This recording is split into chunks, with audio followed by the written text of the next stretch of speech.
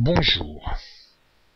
L'espéranto est une langue agglutinante, c'est-à-dire qu'à partir d'une racine, on ajoute des affixes, c'est-à-dire des préfixes ou des suffixes, c'est-à-dire des petits mots de 2 ou 3 lettres qu'on ajoute ou devant en préfixe ou en suffixe, derrière à la fin du mot, juste avant le ou, car en espéranto, tous les noms finissent par o.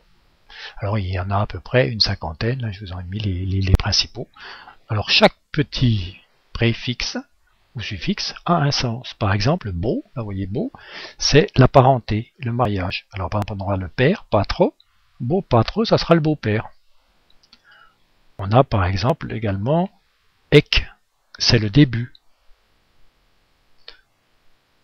Gay, ça sera pour les donner la réunion des deux sexes. On est avec notre patro, notre père, gay patroi, à ce moment-là on mettra au pluriel, on aura les parents, le père et la mère.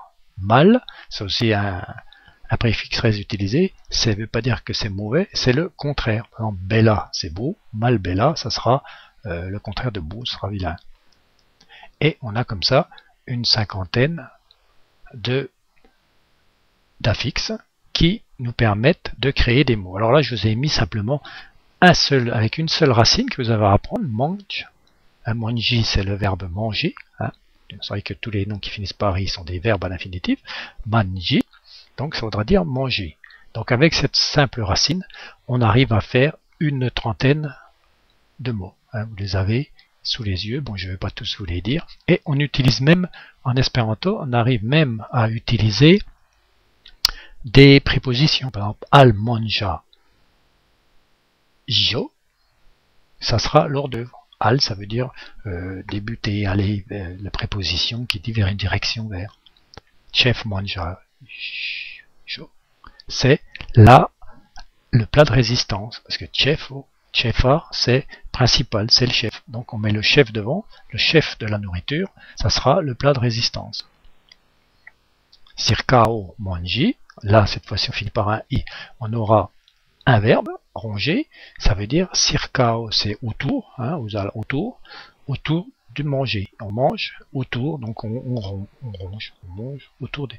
Et on arrive à faire, comme par exemple, kun mangianto, mangianto c'est les convives, et kun c'est avec, mangianto c'est les gens qui mangent, et kun c'est avec, donc avec les gens qui mangent, on est avec les convives. Et comme ça, on arrive à faire toute une série de mots, mange, jaio, ça sera un aliment. Mange, eggi, egg, ça veut dire beaucoup, on a et qui veut dire petit, et on a egg qui veut dire énormément. Mange, eggi, ça veut dire dévorer, ça veut dire manger beaucoup. Ulo, c'est une personne, mange, egg, ulo, ça veut dire que c'est un glouton, ça veut dire que c'est une personne qui mange beaucoup. Eyo, c'est le réfectoire, mangeyo, ei, j, ça indique le lieu. Lern, eyo, on aura l'école, on a l'endroit où on apprend. Lern, ni c'est apprendre, lern eyo. Et comme ça, vous voyez qu'on arrive, je ne vais pas vous les faire tous, ce sera à vous de les apprendre quand vous apprendrez l'espéranto, mais c'est simplement pour vous expliquer comment fonctionne l'espéranto, qui est une langue agglutinante. Donc on a une racine et après on ajoute des suffixes et des préfixes qui font le vocabulaire. Et ainsi, en apprenant très peu de vocabulaire et en apprenant simplement les suffixes et les préfixes, on arrive à avoir un très grand vocabulaire. Voilà ce que je voulais vous expliquer rapidement sur l'espéranto, qui est une langue agglutinante. Merci de votre attention et à bientôt.